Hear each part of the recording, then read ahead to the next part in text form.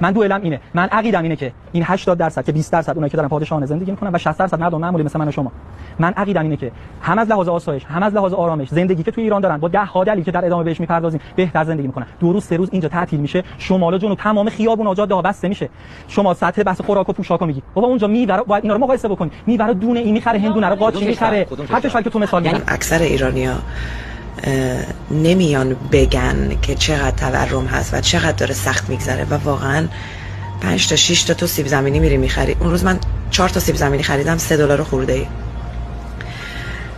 فقط چون نمیان بگن دلیل بر این نیست که اینجا تورم نیست. یه سری از خود کانادایی‌ها هستن که گوشت و مرغ دیگه نمیخرن، نمیرسه پولشون. خود کانادایی‌های اصلی دیگه نمیکشن، واقعا نمیکشن.